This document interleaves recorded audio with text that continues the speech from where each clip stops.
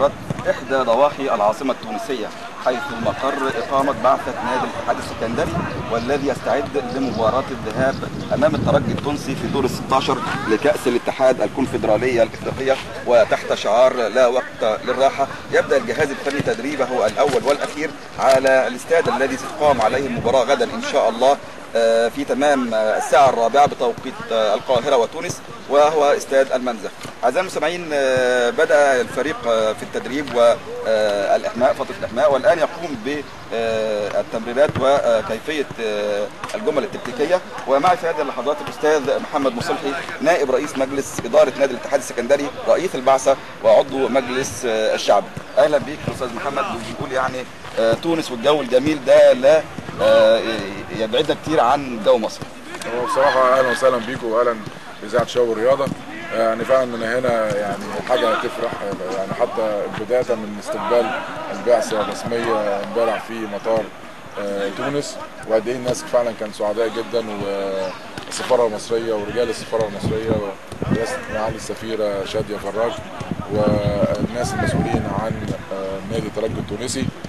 فعلا كان استقبال محترم جدا، وما خدناش اكتر من 30 دقيقه والبعثه كلها كانت بره، ورحنا الفندق والحمد لله البعثه كلها يعني على استعداد طيب.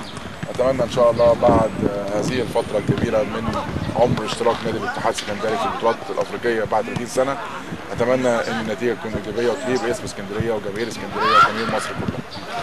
استاذ محمد، طبعا هو الجو مباسط جدا لجو اسكندريه، بس انا عايز اقول على حاجه، فعلا نادي الاتحاد اسم كبير واحنا اسم عزيز علينا كلنا. مباراه صعبه للغايه. نادي الترجي التونسي نادي من الانديه العريقه جدا، نادي لها تاريخ كبير جدا في افريقيا، نادي بطل الدوري الحالي انتهى من الاسبوع اللي فات، فنادي كبير ونادي ذو شعبيه كبيره. حصل على فوز مره بطوله دوري عام مشترك في بطوله افريقيا كتير جدا بمحترفين كبار. بس انا عاوز اقول ان التركيز عالي جدا من اللاعبين، الجهاز الفني كابتن طلعت يوسف والجهاز المعاون بيأدوا اللي عليهم، وبيأدوا النهارده اداء تدريب طيب جدا. وانا عجبتني بامانه المحاضره اللي قبل التمرين اللي قالها الكابتن طلعت، وقد ايه اللعيبه مركزه، وقد ايه اللعيبه ان شاء الله هيأدوا اللي عليهم. واحنا زي ما انا قلت قبل كده في احدى الاذاعات ان بدايه مباراه بكره هو الشوط الاولاني من شوطين.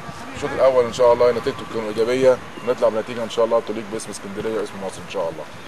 طبعا الناحيه الفنيه دي اللي ممكن يتكلم فيها اكتر الكابتن طلعت يوسف، بس انا عايز اضيف على كلام سعادتك حاجه.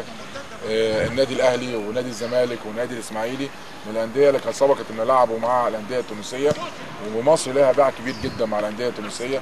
نادي الاتحاد السكندري كان هو في ترتيبه السادس في الدوري العام، بس نادي الاتحاد اسم كبير يليق باسمه ويرفع اسم الكره المصريه.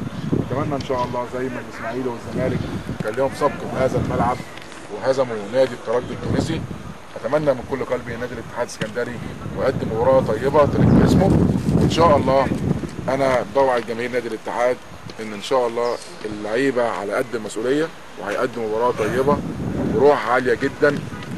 اتمنى النتيجه تكون ايجابيه التونسي، بس انا بعيد تاني ان بقول مباراه صعبه للغايه، اتمنى انها تليق وتنتهي بصوره طيبه. أستاذ محمد مصلحي، نائب رئيس مجلس إدارة نادي الاتحاد ورئيس بعثة الاتحاد السكندري في تونس وعضو مجلس الشعب، شكرا ليك وموفقين ان شاء الله. مشكورين جدا ومشكورين على يعني مجهوداتك الكبيره اللي انت عاملها معانا استاذ محمد، وان شاء الله برضو يكون صوره طيبه تليق بالاذاعه وبمصر ان شاء الله.